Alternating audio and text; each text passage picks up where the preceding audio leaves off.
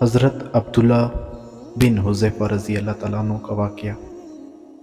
حکومت، دولت، شہزادی کو ٹھکرانے والے صحابی کی داستان۔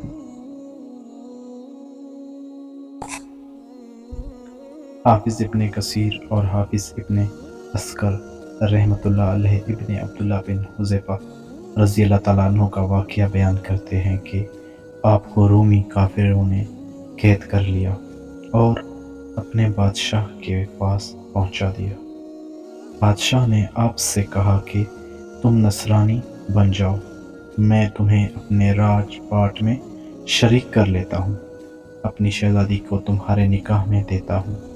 عبداللہ بن حذیفہ رضی اللہ تعالیٰ عنہ نے جواب دیا کہ تم کیا اگر تو اپنی بادشاہت مجھے دے دے اور تمام عرب کا راج بھی مجھے سونپ دے، اور یہ چاہے کہ میں ایک آنکھ جھپکنے کی برابر بھی اپنے دین محمد صلی اللہ علیہ وآلہ وسلم سے پھر جاؤں، تو یہ بھی ناممکن ہے۔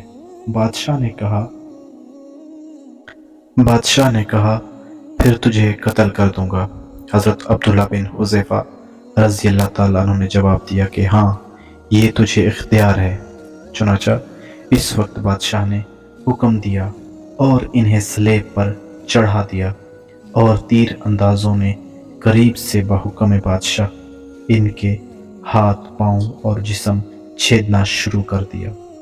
بار بار کہا جاتا کہ اب بھی نصرانیت قبول کر لو، اور آپ پورے صبر و استقلال کے ساتھ فرماتے جاتے تھے کہ ہرگز نہیں۔ آخر بادشاہ نے حکم دیا کہ اسے سولی سے اتار لو اور پیتل کی بنی ہوئی دیگ خوب تپا کر آگ بنا کر لاؤ۔ چنانچہ وہ پیش ہوئے۔ بادشاہ نے ایک اور مسلمان قیدی کی بابت حکم دیا کہ اسے اس میں ڈال دو۔ اس وقت حضرت عبداللہ بن حذیفہ رضی اللہ تعالیٰ عنہ کی موجودگی میں آپ کے دیکھتے ہوئے اس مسلمان قیدی کو اس میں ڈال دیا گیا۔ وہ مسکین صحابی اس وقت چُرمر ہو کر رہ گئے، گوشت پوست جل گیا اور ہڈیاں چمکنے لگیں۔ پھر بادشاہ نے حضرت عبداللہ بن حذیفہ رضی اللہ تعالیٰ عنہ سے کہا کہ دیکھو، اب بھی وقت ہے، بات مان لو اور ہمارا مذہب قبول کر لو، ورنہ اسی آگ کی دیگ میں اسی طرح تمہیں بھی ڈال کر جلا دیا جائے گا۔ آپ نے پھر بھی اپنے ایمان جوش سے کام لیا اور فرمایا ناممکن ہے کہ میں اللہ کے دین کو چھوڑ دوں۔ اس وقت بادشاہ نے حکم دیا کہ انہیں چرخی پر چڑھا کر اس میں ڈال دو۔ جب یہ اس آگ کی دیگ میں ڈالے جانے کے لیے چرخی پر اٹھائے گئے تو بادشاہ نے دیکھا کہ ان کی آنکھوں میں سے آنسو نکل رہے ہیں۔ اس وقت اس نے حکم دیا کہ رک جائیں اور انہیں اپنے پاس بلا لیا، اس لیے کہ اب اسے امید بن گئی تھی کہ شاید اس عذاب کو دیکھ کر اس کے خیالات بدل گئے ہوں، میری مان لے گا اور میرے مذہب کو قبول کر کے میری دامادی میں آ کر میری سلطنت کا ساجی بن جائے گا۔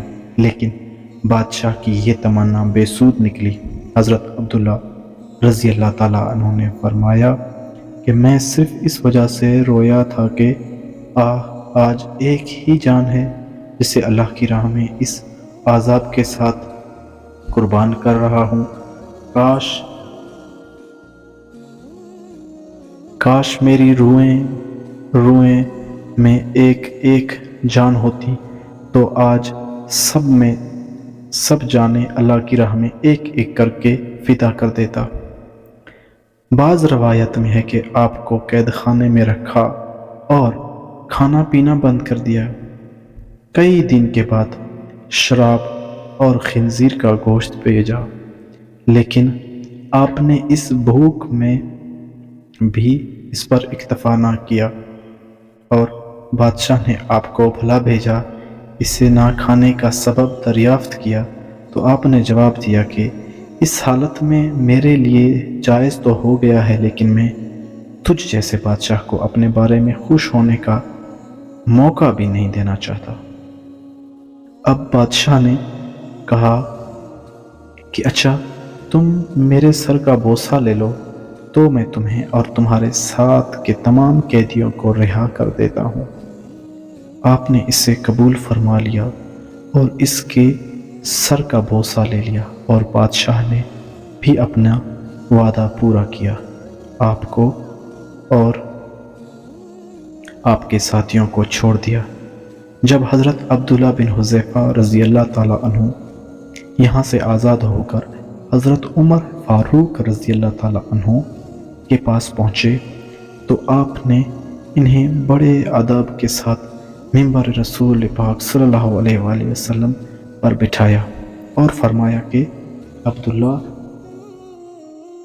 اپنا واقعہ ہم کو سناؤ۔ چنانچہ جب آپ نے شروع کیا تو خلیفہ مسلمین رضی اللہ تعالیٰ عنہ کی آنکھوں سے آنسو بہنے لگے، تو آپ نے فرمایا کہ ہر مسلمان پر حق ہے کہ عبداللہ بن حذیفہ رضی اللہ تعالیٰ عنہ کی پیشانی چومے، اور میں ابتدا کرتا ہوں۔